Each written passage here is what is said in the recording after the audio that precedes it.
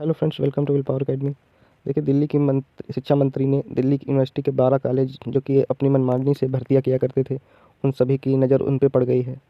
तो उसके खिलाफ जांच के लिए आदेश दिया। ये घोटाला बहुत लंबा है, कम से कम हज़ारों करोड़ों का है, जो कि दिल्ली यूनिवर्सिटी के कॉलेजों के द्वारा किया गया है।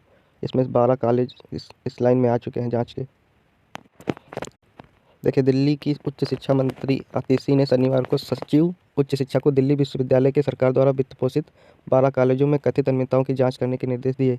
आतिशी ने कहा कि बड़े स्तर पर प्रक्रियागत अनियमितताएं हुई और कॉलेजों ने दिल्ली सरकार की मंजूरी के बिना 1897 कर्मचारियों, जिसमें से टीचिंग के 939 और नॉन टीचिंग के 958 पद को नियुक्त किया है। ये जांच करने के लिए दिल्ली की उच्च शिक्षा मंत्री आतिशी ने वहाँ पे हायर एजुकेशन मिनिस्ट्री में अपील की है। अपील क्या की है, मतलब पूरे निर्देश ही दिए है, ऑर्डर दिया है कि इस पर जांच करें। ये भर्तियाँ इतनी मनमानी तरीके से क्यों हुई, क्या करप्शन करके। मंत्री ने सचिव को अवैध पद सृजित करने के लिए जिम्मेदार प्राचार्यों और अधिकारियों की पहचान करने और उनके खिलाफ कड़ी कार्यवाही करने के निर्देश दिया, जिसमें अवैध रूप से नियुक्त कर्मचारियों को 2015 से दिए गए वेतन की वसूली भी शामिल है। मतलब 2015 से जो भी नियुक्त हुए हैं कर्मचारी, उनकी वेतन की वसूली भी की जाएगी जो अवैध रूप से नियुक्त हुए हैं। मंत्री ने कहा, इन कॉलेजों को सरकारी खजानों से वित्त पोषित किया जाता है और इसलिए धन के किसी भी दुरुपयोग के लिए उन्हें जवाबदेह ठहराया जाना चाहिए। बहुत अच्छी बात है, सही बात है। अगर कोई फालतू का खर्चा करेगा, करप्शन करेगा, तो उसे जवाब तो देना ही पड़ेगा। मंत्री ने कहा, इन कॉलेजों को सरकारी खजाने से वित्त पोषित किया जाता है, इसलिए धन के किसी भी दुरुपयोग के लिए उन्हें जवाबदेह ठहराया जाना चाहिए। आतिशी ने कहा कि अनियमितताओं में सरकारी खजाने से सैकड़ों करोड़ रुपए खर्च करना भी शामिल है। सैकड़ों करोड़ रुपए। उन्होंने कहा, सुरक्षा और स्वच्छता कार्यों के लिए करोड़ों रुपए के ठेके सामान्य वित्तीय और लेखा मानदंडों का पालन किए बिना निष्पादित किए गए हैं। शिक्षा मंत्री के आदेश के बाद तुरंत ही हायर एजुकेशन की तरफ से रिस्पांस दिया गया और एक जांच कमेटी बैठाई गई।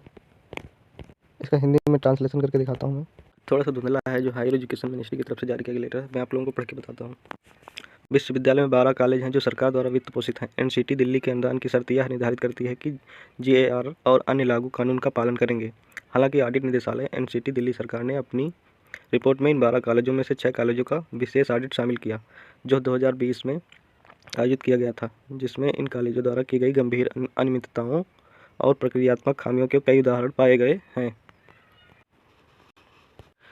इन खामियों में सरकारी खजाने से सैकड़ों करोड़ रुपए का व्यय शामिल है।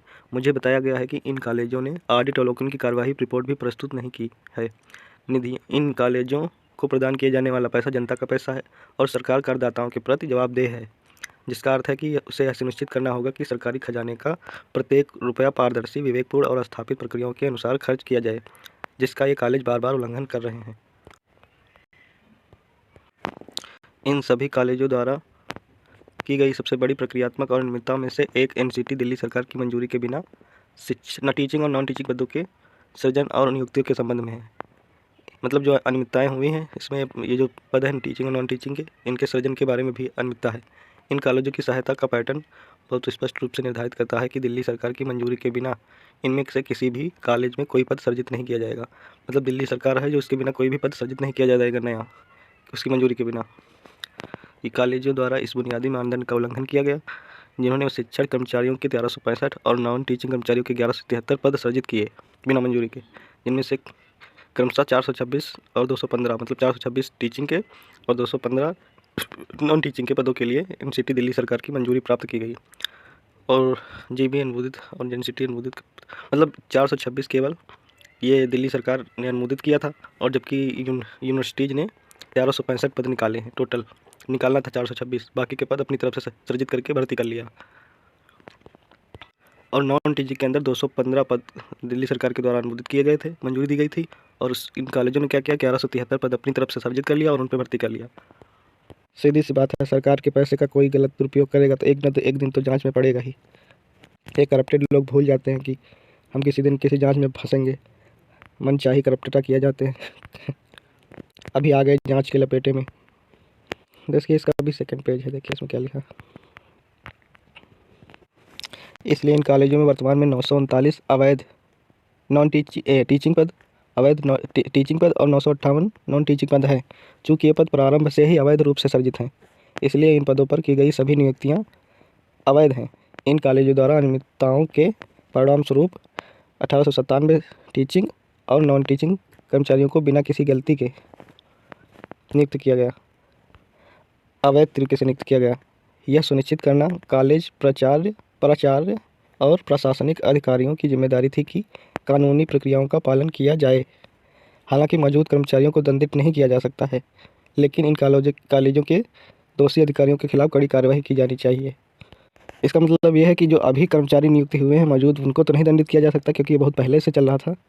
तो कोई तो इसका जिम्मेदार होगा जो इतने पद सृजित करके चला गया और उसमें नियुक्ति पर नियुक्ति की जा रही थी, तो उन्हें अधिकारियों के खिलाफ कड़ी कार्यवाही करने की जानी चाहिए। यही इसमें लिखा हुआ है।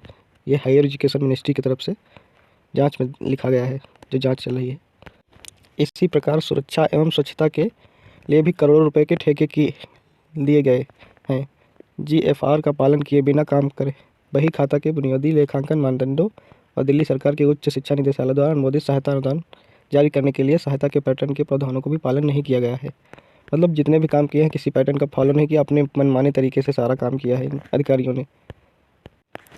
सचिव उच्च शिक्षा के इन कॉलेजों में अनियमितताओं की जांच करने का निर्देश दिया गया है। यही लिखा है कि सचिव है हायर सेक्रेटरी एजुकेशन का, उसको जांच करने के लिए निर्देश दिया गया है।